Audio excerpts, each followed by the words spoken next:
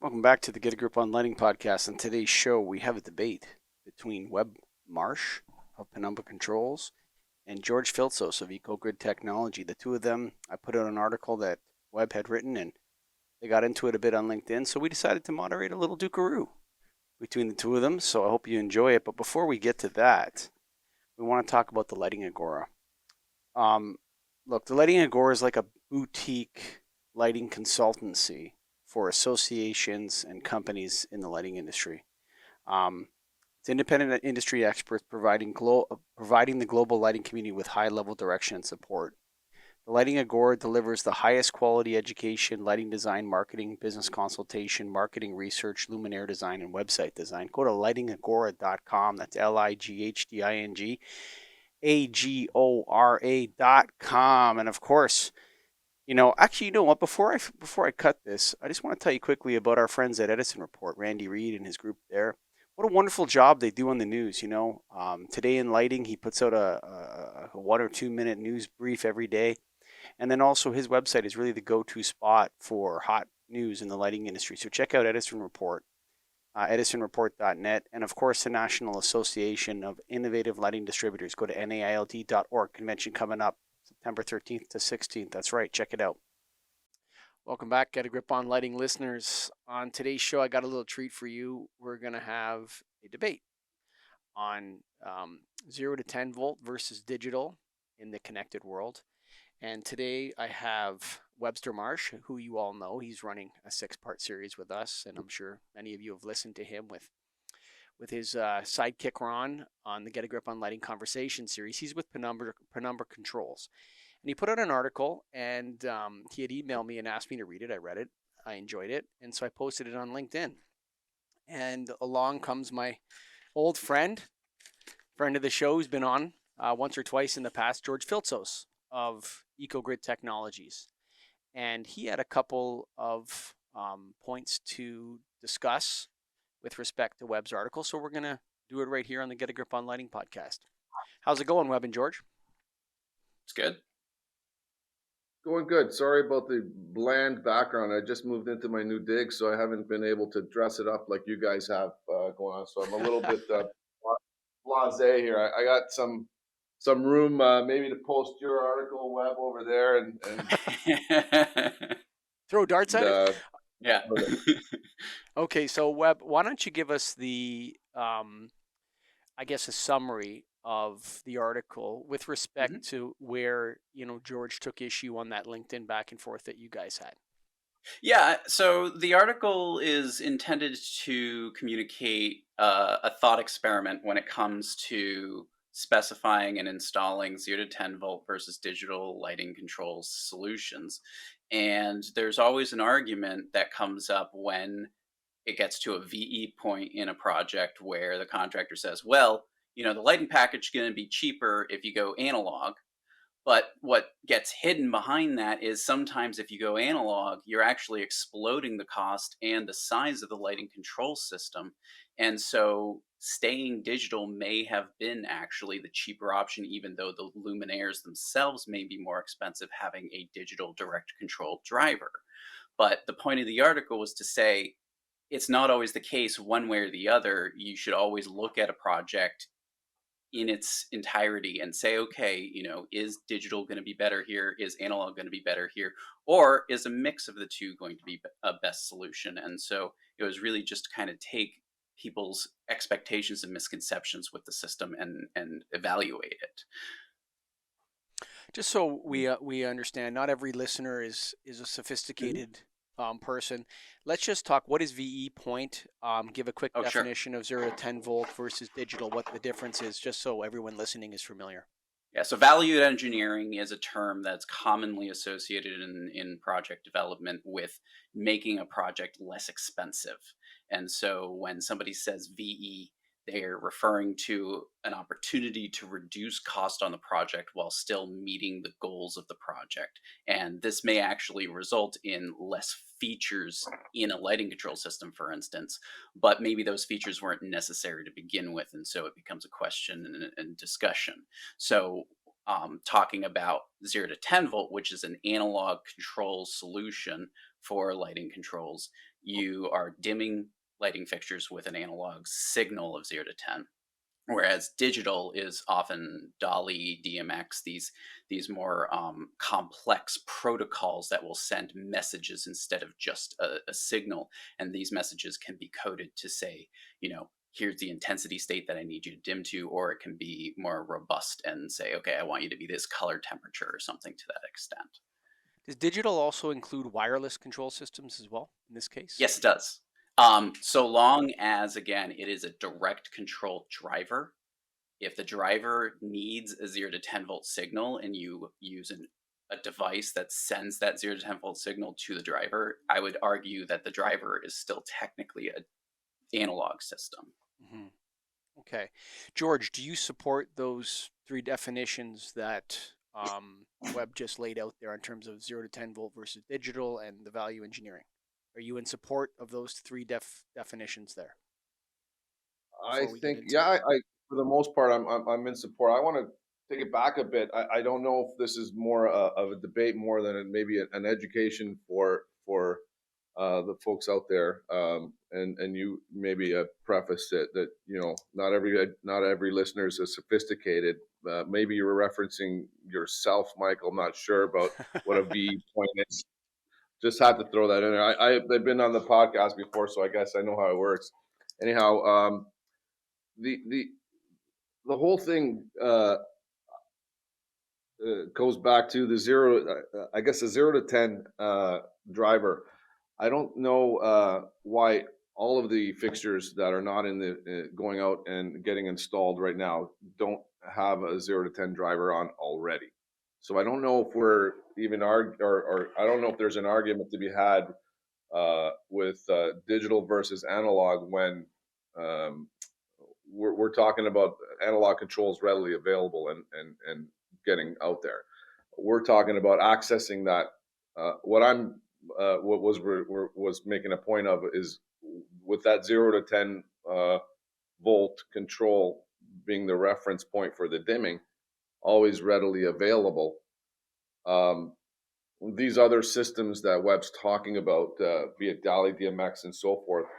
I mean, as long as there's access to that intensity point, being 0 to 10 as a reference, then I think it could be done. The article went in and talked about I guess, the thresholds between going from what's more cost effective, what's not. I mean, I'm of a fundamental disagreement entirely of going anywhere proprietary at all. I mean, you might have a better cost point today, but the article maybe didn't tell the whole story. I mean, you're going to have a major cost difference tomorrow, and that's kind of where I was coming from. I don't, like I said, going back to my point, I don't think this will be a debate. I think this will be just a great conversation with a really intelligent guy. Well, Uh-huh. I appreciate your compliment. I also would like to extend that I think you're also incredibly intelligent, and I saw your podcast previously, and I really enjoyed it. There were some great conversation topics that I would love to touch on at a later date and time, but I would actually not necessarily agree with you that all luminaires out there come with 0 to 10 capabilities, and one of the issues is color changing. When we're getting Right. into more dynamic capabilities, we're actually, if you provide a 0 to 10 control point, you are missing out on some really good control capabilities in those fixtures, especially when it comes to tunable white. But also, worst cases, RGBW or more color options, you suddenly explode the capacity of your system when you need to control each color with a 0 to 10 signal. And so, not all luminaires, I would say in most commercial applications, when you're dealing with static white, absolutely 0 to 10 is a great um, option available out there. But there are still a lot of direct digital control drivers out there that do static white capabilities. And the argument here is that if you do not need a relay and a control wire dedicated to each control zone, then your back of house equipment quantity goes down because the relay and the wire tend to be the same part of the same circuit. And so really the only consideration you have for back of house equipment is generally control panels that send the digital signal out and your breaker capacity. So, because they're circuit agnostic digitally, if you have a digital control, direct digital control driver, you no longer have to provide individual circuits, individual feeds for each zone. And so, because of that, you're reducing your control wire quantity. In addition, you're also reducing panel quantity because you no longer have to have relays assigned to each zone. I'm going to suggest that anybody who's sending out different, be it low voltage control or circuit level control for different zones in different areas today, 2022, is so 1999. I don't know who does that anymore. And if they are, they should really give their head a shake because there's so much readily available product out there to be circuit agnostic, product agnostic. You can get any type best of breed light with a readily available Bluetooth control that I can program off a phone with color changing capabilities, with intensity capabilities 0 to 10. I mean, it's all out there readily available. I don't know why we're even talking about proprietary type controls out there and what you would call I guess network controls. Sorry, I didn't I remember would the what were you calling it? What was your nomenclature for these digital systems direct that are digital protected? control drivers. Yeah, so direct digital control drivers. Not to name any companies, but like Signify would be one of them, right? Take Signify for example. Sure. Why can't I just get one of Michael's lights with a 0 to 10 component to it? I got many drivers out there have a 12-volt auxiliary output. Take the 12-volt auxiliary output, and now I got my channel device that's very inexpensive that I can connect and all the digital inputs for the color changing. I can 1, 2, 3 channels right there on my little wireless device. Put that in the fixture along with my sensor, and that's it. Mhm. I'm done. I'm about a fraction of the cost of a proprietary digital system. I got control capability from it from a phone, and if I want to network that to some enterprise level control system, I grab a gateway and pay some guy a cloud fee, some company some cloud fee, and get it done. I don't know why we're having this discussion, and I don't know who's doing circuit level and zoning wiring. That's so what I used to do back literally in the 90s as an electrician. It was I, incredibly cost prohibitive to do any type of zoning control back then, and anybody who's doing that now today, I mean, they're just missing out.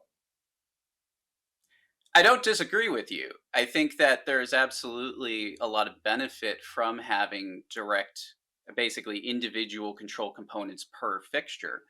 But there's a lot of Ludditism when it comes to that sort of device. And so actually, I am seeing a lot of older format lighting control specifications still coming out, especially from engineering groups who are wary of modern tech that has the capability of being poorly commissioned or poorly installed. Yeah, and that's a great. I'm glad you brought that point up, because guess what's wrong with the channel today? And what I call the channel, I'll call it the distribution uh, business and the whole Watch it. ecosystem. Watch it. I, Just I'm joking. I'm watching it. You taught me to tell like it is, Mike, from the last show. So I'll try to be a little bit more forthright with all you guys. But anyway, the whole channel itself has a problem. You got the same thing that we're doing today that they're doing 30, maybe even longer years ago. So technology's changed. Guys like you are out there, Web, who know about the technology, who can get adaptation out there and really, you know, give clients access to these great uh, technologies. But the channel itself hasn't changed. Same specifiers, same distributors, everything the same.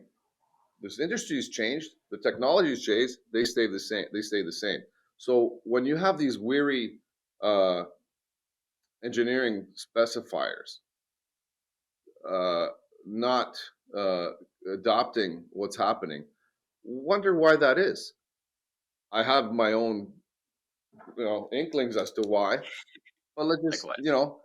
let's just tell what it is. They're 1999. Are you kidding me? You're gonna put out a circuit level, low voltage design with zone controllers. What are we? Watt stopper? Watt stopper 2001? What are we doing? Well, I would make the argument, and this is a point that you brought up on your previous conversation on here, is that who is the specifier? Technically, the specifier is the rep. The manufacturer's Yes. providing the Yes. design.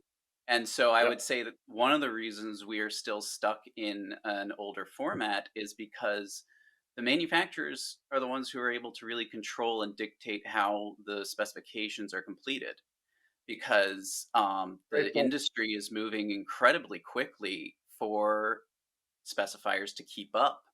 And so they're leaning really hard on their reps to be able to provide them the correct information. And additionally, um, the sales reps are providing essentially free labor. I'm saying free in quotations because Uh, technically it gets rolled into the cost of the project, but the specifiers don't have to spend the time. you just made the. I was trying to allude to that on the last show. That is an absolutely critical point in that and why. Well, first of all, the rep is doing all the work. The rep is doing all the photometrics, all the design, you name it. They're handing off this uh, uh, project design in a neatly uh, uh, uh, packaged with a bow on it, so that the specifying engineer can take it, cut and paste it, and charge the client the billable hours for that, whatever that design was. And that's a fundamental. And what's even worse is that rep now is lead spec on that. So you have a client that's forced to use this company's product. They're going to throw some equivalents on there, so two or three names perhaps, and anybody else who wants to bid on this particular tender will have to submit their design, 14 business days in advance for us to review it, and no one's going to review it. So you're stuck with these three names. One of them we're really favoring because we got the free, like as you put it, free labor and free design from, which is how it works. It's been working for the last 30 years, and it's not, it's broken. The system has always been broke. It's Okay, not, so let it, me jump in here, George. So engineers' main title is engineer. What are they doing for that? They're okay, not doing any engineering. I sense your exhaustion. Like you're on the front lines of this, George, and you're exhausted with the way that the process works. And then Right. Webb is on the education side, and he's saying we need to educate people. Like, what I've been talking to Webb about a lot is that people don't know Yeah. about this. Okay, so Yeah. what I would say, is that humans will change very, very quickly if the benefits of change are obvious to them. They'll change overnight. You'll see that with cell Right. phones. You see that, like, people will change very quickly. Right. One thing that will Right. prevent them from changing is if cost, but also if there's institutional blockage of the change. Okay. So are you suggesting that on the show here and do you agree with this, Webb, that the reason why the industry isn't changing is not because the technology isn't ready, easy to use, affordable, and better, but is because the institution of engineering, along with the specify and bid process, is literally blocking that change? George? My answer is yes. I want to see what Webb's got to say. I would I'm, say that that is I'm, sorry, I couldn't hear that. Say that again. I'm an emphatic yes to Michael's question. Yes, there's an institutional blockage. There's a bottleneck, and the bottleneck is the channel. So institutionally, let's dumb this down a bit. If I'm in a warehouse and I want to get some really good, readily available high bays that are stock, and I don't have to wait 14 weeks to come in offshore for. And I got my 0 to 10 Bluetooth or even even Zigbee, whatever, some kind of wireless device that I can program for a phone, or this little microwave thing that can program over remote with 0 to 10 control. That is an inexpensive device. I have my on and off from my vacancy, occupancy, whatever you want whatever type of control logic you want to program it for. So you got your energy savings right there. You have your intensity. You have your top trim, so you can trim it to whatever top end you want. And then when they're not in for a minute or two, you can take it to the second stage, have it at Okay, 10%. but talk about the institution. Let's go It's back to done. the institution. This is done. This is a readily available device. It's done, and you can't design that as a consulting engineer to open the standard to any type of device that are out there that are $10. Are you kidding me? And you're telling them to go and put infrastructure in place with low voltage wiring everywhere and back of the house equipment and relays? Relays? Are you kidding me, man? Come on. Webb, over to you. All right. Institution. So if you ask for a one word response, the answer is yes. But the thing is, I would say that it's a symptom, and it's a Okay. symptom of the underlying issue, which is a lack of unification.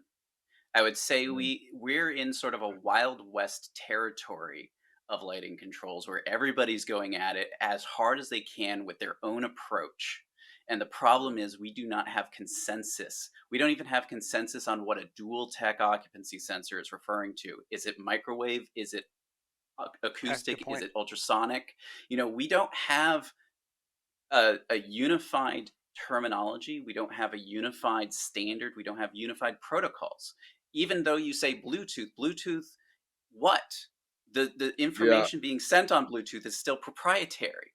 And so we don't have a meeting of the minds with the manufacturer saying, okay, what protocol are we going to agree to use? It might not be perfect, but at least it's the thing that everybody knows that lighting controls are being controlled by.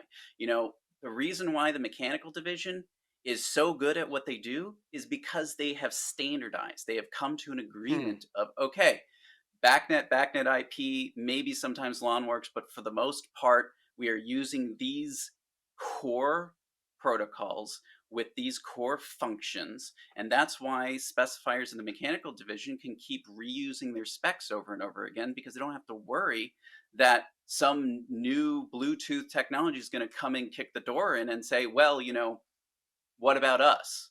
And so, you know, that's another reason why the mechanical division is coming hard and fast for the lighting control system, but they're having a really hard time penetrating it because they keep assuming everybody's going to go, oh, well, open standards, of course, perfect.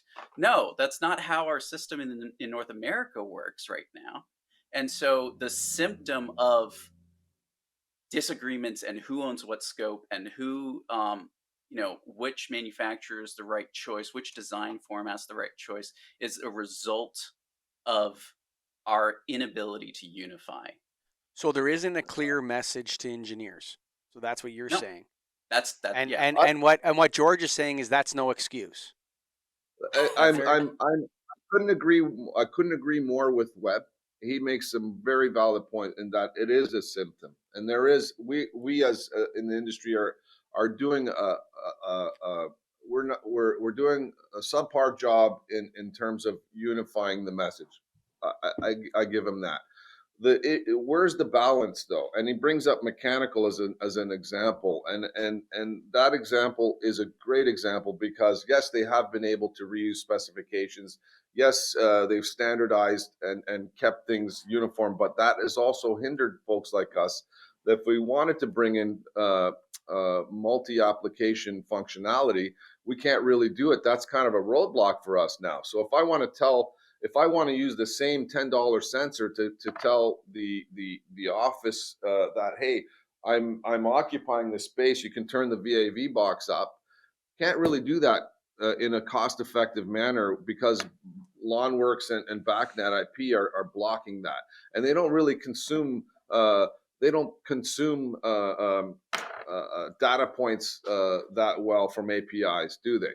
So, I mean, yeah, they've done a great job, but it's kind of keeping it back to 1999 anyway. And there's nothing wrong with 1999. I actually remember it was pretty fun, but we're so far past that right now. We just don't. There's got to be a happy medium where there's folks like out there that can push the envelope, keep things uh, cutting edge, and yet folks in the consulting engineering world could like I agree with Michael's framing of it.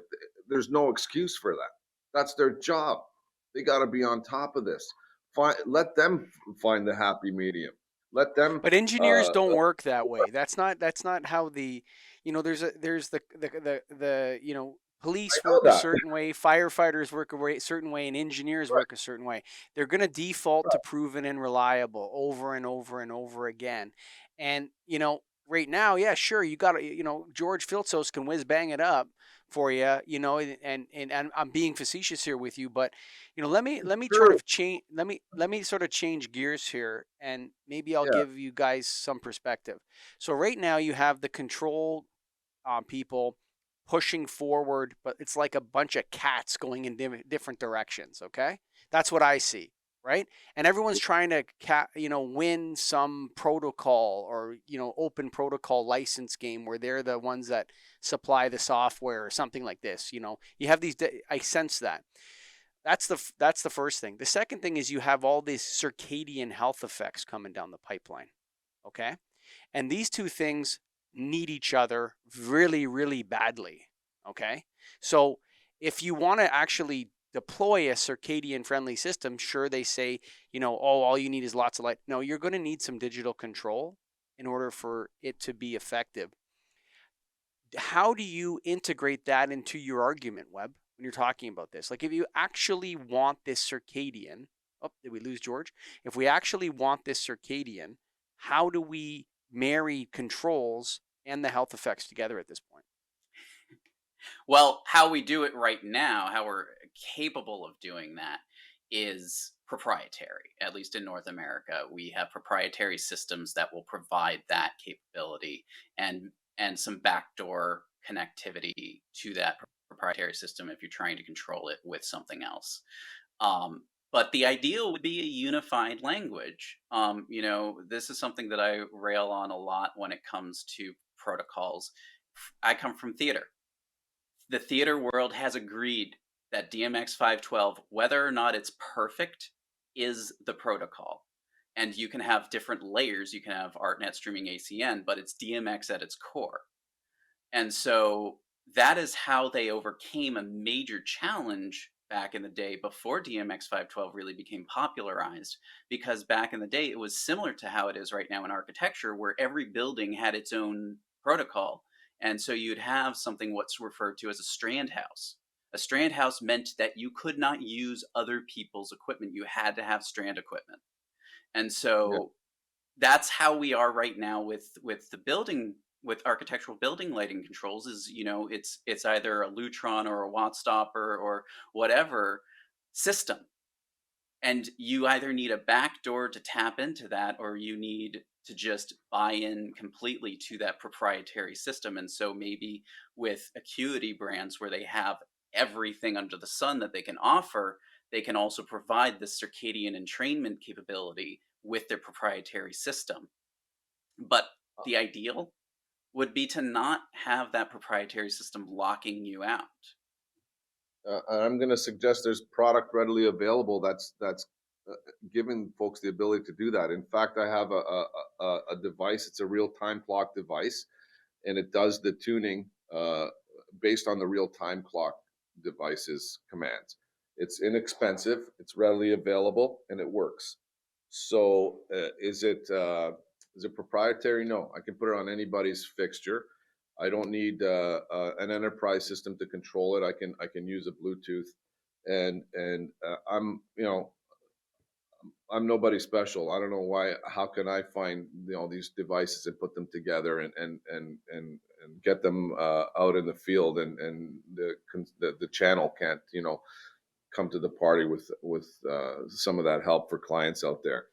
I'll tell you Um, why. I'll tell you why the channel, and I'll defend the channel here a little bit for you, George, is yeah, because the customers are not that interested in this. And I hate to break the news to you. Like the average customer that I was just in a 55,000 square foot warehouse day Monday. Okay. They got 6 lamp T8 high bays. You know what they want to do? They want to change them to LED tubes. That's it. and you're gonna go take their money? Absolutely. All day long. Okay, That's what I do. I'll good for we you. apply for the rebate. We get them the tubes. Do you want them Right. installed by us? Are you going to install them? Who's going to recycle the old ones? You start talking to them about circadian and digital controls and all this sort of stuff. You just lost the sale. Like I'm Yeah, telling you, you're right. that You're guy's going to call up the next guy who's going to you're apply right. for his rebate, and he's going to buy the tubes from that guy. Like that. You're That's right. where the problem is. I've met engineers who have been fired from projects because they've insisted on meeting energy code. Well, yeah, and there's another point. But they're supposed to. Engineers have a are bound to their trade, and they need to they're supposed to push that envelope. You on the other hand, Mike, you're a seasoned veteran. You know what you're doing, and you know that person who wants those tubes wants the path of least resistance. You can't sell him, to go 15%, 20% more to go and put a fixture with some kind of even a remote control device that could program a sensor. You can't sell them because you just want to make that easy sale and walk away and go Yeah. on. And I'm proud of you for that, but there's no honor among thieves. I Listen, mean, listen, listen, listen, listen. The other day I made a point on the show and there's it went crazy stealing on his Twitter. money. Stealing his money. You should sell All him right, the fixture with the sensor for 15 extra percent because my that person will never get another chance to go up 40 feet in that space and get on a new technology on the heels of changing from an old technology. And you're gonna go put my two. question for you guys here I don't is want to hear it anymore. why is circadian entrainment so important? It's It's not. not. I would not. It would. I would. That warehouse that Mike brought up would. I wouldn't even think of talking about Sarcadia. I So just then why are we insisting on pushing this? exactly. I would push I would push the What's the simple. case? What's the benefit to Richard down at the warehouse, 55,000 square feet of having access Bluetooth? I'm being serious with you now. Like, I'm what being is the serious. benefit? The You're benefit stealing of his going money. from a 32 watt T8 to a 12 watt T8 is extremely clear, right? No, And he gets it's and you're he taking his saves money. money. You're taking his money. You're costing him money. You're doing a huge disservice for because you know better. When you know better, you do better. You're gonna take down that fixture. You put up a new one that's gonna last 100,000 hours from factory. When you have a simple little $20 device that task tunes that to 80%. If that was a 24/7 facility at 80%, that light is gonna last at least 20% longer. So now George, you give it a 12-year solution, 15-year solution. It turns off when nobody's around. Now it's going to last even longer. George, You can't I do got a that with question two. for you. I got a question for you. Do you read paper books? Physical literature? Is that a loaded question? Because if I say Yes, I it is. don't, is that making me a dumb person? I do. No, I do. no. I mean, if you don't, cool. Uh, I'd be I curious, but uh, no, I do read. I do read occasionally, not when I have yeah. some But time. you read physical books, right? ever since the technology changes, and I know where you're going with this. Let him go with it. Let him go with I it. Let always it walk. prefer I a love to physical. walk into a good trap, George. Come on, let Yeah, him drop you. well, I love, I still print on paper if that's where Yeah, you're going, right. yeah, okay, I get it. So I mean, we have the technology to go completely paperless with our literature, and yet people still insist on having physical paper. I know groups that still print their submittals and mark them up with red pen. That is a huge waste of paper. And the reason why they do that is because that is their preferred method. And so You're right. what I agree with Michael here that, the customer's preference is really the focus here. If they really want to be that wasteful and continue to use fluorescent lamps, who am I to be to stop them? I mean, yes, we can create laws like we did with incandescent saying no, you can't ever do this again. But, until that is in place, they have the option. And Michael loves a guy like me because I will go into that 55,000 square foot facility and say, customer, thank you, but no thank you. Can you call my friend Michael? He'll look after you on this one Boom. because there you go. And that's why we're friends. I Listen, will there's definitely. nothing wrong. Listen, I did a quote. I love to fly by night and make a quick deal. I don't mind I'm flying by night to make a quick buck, buddy. But listen, because you know what? I think what would be very helpful in this argument, whether it's like circadian, as a whole, it's a train coming the other way that needs the digital addressable controls if they want to do what they say they're going to do. Okay, but if we just look at digital controls, to me, it's a new construction play. There's not a lot of people or a very big facility play. There's not a lot of buildings that are going to want to renovate to this. They're going to see that as like, well, then what are we going to do about the office? We just want to address the warehouse lights right now, or we're just doing this area. And so and then the future proof thing is, to me, that's difficult to sell. But I think that what might be helpful, George, I know you love me because I fly by night and make a quick buck, but the sneering contempt that sometimes the industry has for the customers is probably the biggest problem. We have Listen, to listen to the don't, customer, and if we yeah, do not solve a real problem for the customer, then we're yeah. never going to move forward with this. Don't get me wrong. I don't. I truly out there. This is we're amongst friends, right? But I'm out Of there. course. I mean, I'm taking. We're doing business just like you are, Michael. Where Sure. we will relamp and we'll put on what I'll call not, dumb fixtures with the fixtures up that have no intelligence, and we're listening to customers. There's no contempt there, but it's just not. It's not it boggles my mind where you can't bring something that's state of the art. It's when it's readily available to you. And I agree with some of the points that it's not, the network controls are could new construction and those types of jobs may be more suited to that. I'm thinking, actually, I'm trying to get across that there's a more middle ground.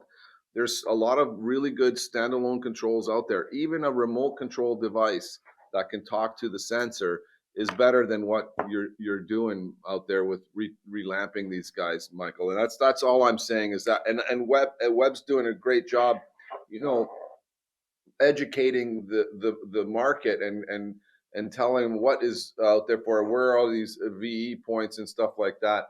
But I'm thinking that there's a little more to it, and the VE points could be even more for middle ground, standalone controls that can do the task tuning. Forget the circadian rhythm stuff. I'm talking just simple task tuning in the industrial space is all you need, and that by far is going to save them a lot more energy. It's going to save the planet, and it's going to save them money. But I would, Simple middle grounds.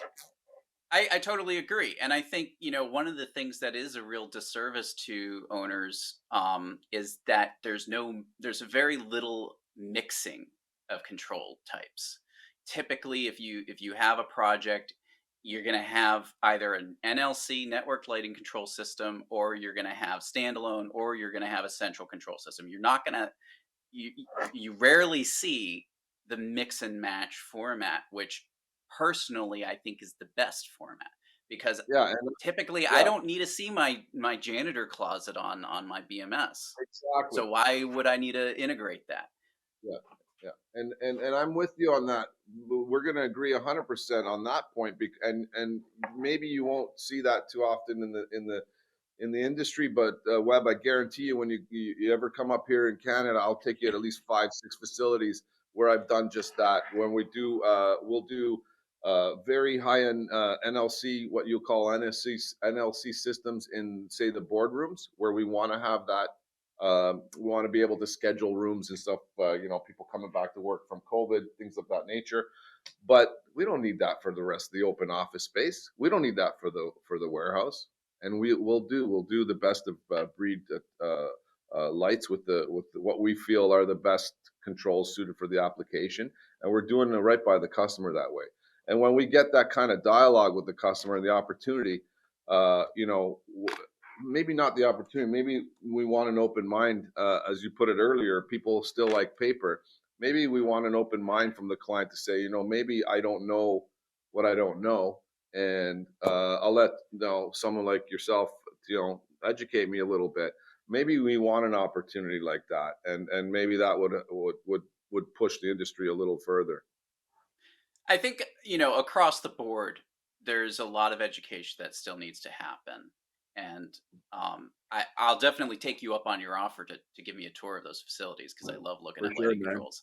By But, all means. as far as owners, specifiers, installers, across the board, there needs to be an upgrade in knowledge when it comes to lighting controls, and there needs to be that more open-mindedness. But I think one of the challenges right now, at least with owners that have experience with systems, is the majority of them hate certain systems.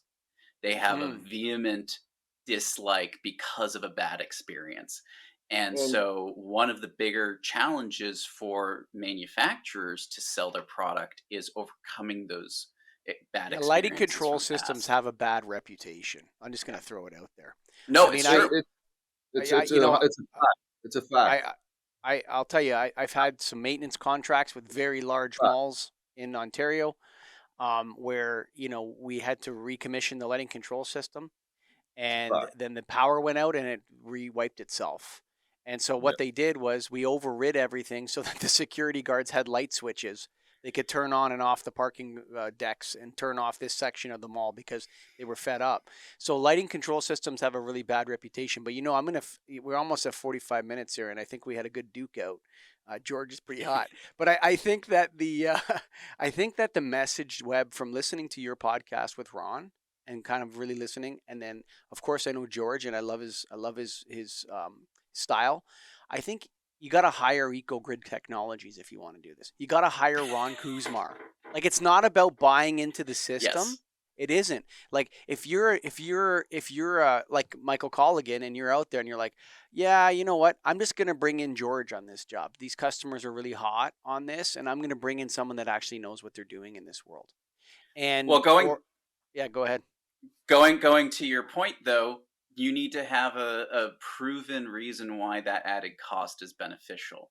Because right now we're fixing a problem that we created. And so we're basically like, those MMOs that create pay to win scenarios where it's like, well, it's a difficult grind, but you can pay to improve your character if you want. And it's like, in this scenario, it's the same situation. It's like, well, it's a really complicated, difficult to install system, but if you hire us, we'll take care of it for you. And so, but I don't disagree with you. I think absolutely one of the points that I will continue to stand on is lighting controls specialists, professionals need to be a part of the conversation That's an one way or the other. emerging profession, actually, I would say. The lighting Yes. controls integrator, like you talk about Ron or George, that's actually an emerging, Yes. thing. Like a electrical contractor, AV technician, lighting controls integrator, maybe building controls integrator will emerge as a type of trade that we need moving forward. Hmm. Any final thoughts, George, for the Get a Grip on Lighting listeners? Um, No, let's keep doing what you're both doing, and in your own respects, are doing what you need to do to save energy. I just think, uh, uh, Webb, you got some great points out there. Uh, keep doing what you're doing. Keep educating, and we're going to do our part and try to be effective as we possibly can, selling business to business for now, and see what happens in the future. Because taking on the channel and correcting the channel and correcting the landscape and getting them educated is a little bit out of our EcoGrid's control. I think we're going to take our time. And that's right I in wish Webb's powerhouse. Finish off this, Webb. I wish I could take control of the industry. I'm yelling into the wind in a lot of cases. But, I think that it's great that manufacturers are willing to have these conversations. The fact that you're willing to hop on to this and just debate and bring up great points and test the limits of our knowledge really says a lot. And the core of the lighting controls community really has been trying to put its head together and say, okay, how are we going to fix this problem that exists out there? I don't think we have any solutions yet, but I think at least there is a drive, a desire from within the industry to have an effective change. And I'm really excited to see where things go from these conversations, from, just trying to get people educated, and hopefully we'll see some improvement over the years. So, folks, if you made it to If the end, not, Michael, sorry, if not, Michael's there ready to take the business. that's right, buddy. I'm fly through the night looking to make a quick buck all day long. Folks, if you made it to the end here, Sorry, I hope you. I had to throw that there. That's okay, brother. Listen, if you made it to the end here, we're gonna post online the Webb Marshall Ontario junket with George when he comes up, and George is gonna take everybody out for dinner. That's what I heard. He's so rich from all these lighting control projects. He's gonna rent out the whole restaurant, and all you Get a Grip on Lighting listeners can come. Of Well, course, thank you for listening, and I know I speak on behalf of George and Webb, and we're gonna keep this going, this debate going through Webb's work on Get a Grip on Lighting and that, and more to come. Thank you for listening, folks. Bye for now. Hey, folks. Well, that was a nice little dukaroo between George and Webb. But you know what? Before you go, why don't you think about the Lighting Agora for a second? What do they do? Well, the Lighting Agora is really a boutique consultancy. It's focused on the lighting industry. You don't have to worry about introducing them to what's going on in the lighting industry. Run by Tom Butters, longtime, stalwart of education and consulting in the lighting industry. And, when you think about it, a lot of times we need help, and we reach out, and we find these people, and then we have to tell them all about the lighting industry. We have to tell them they have to learn all of our problems. Lighting Agora already knows all that. And so if you need help with education, development, delivery, curriculum development, mentoring and tutoring, marketing, planning, development of those plans and implementing research, social media strategy, design, layout, consultation, business development, luminaire design, website development, website consultation. Like, you don't have to teach them the lighting portion of it. You get everything with the Lighting Agora. You get all the consulting knowledge, and you get all the lighting industry knowledge. And so you hit the ground running. So go to lightingagora.com. That's lightingagora.com. And of course, our friends at Edison Report, Randy Reed and the crew. Look, you can't beat Randy. I mean, the guy's on top of the industry. If you need news, if you need, to know what's going on in lighting, you got to go to Edison Report. Check out his Today in Lighting, which is a quick hot blast of what's happening today in the lighting industry. Randy Reed, Edison Report. My hat goes off to him. It's going to stay on because I got this thing over my head here, this headset. But love you guys at Edison Report, Randy. And of course, the National Association of Innovative Lighting Distributors. That's right. Get associated, get educated. Look, we're having a convention in September, the 13th to the 16th. Come on down to the Dallas Market Center, where we're going to join up with ArcLight. That's right. We're going to put it all together in one big hot blast. You know how we roll. So come on down and join us the 13th to the 16th. Nailed.org is the place to go to look for that. And of course, man, put your people through LS Evolve. If you're a Nailed member, LS Evolve is the place to go for continuous education for people that work in lighting distribution. Thanks, folks. Bye for now.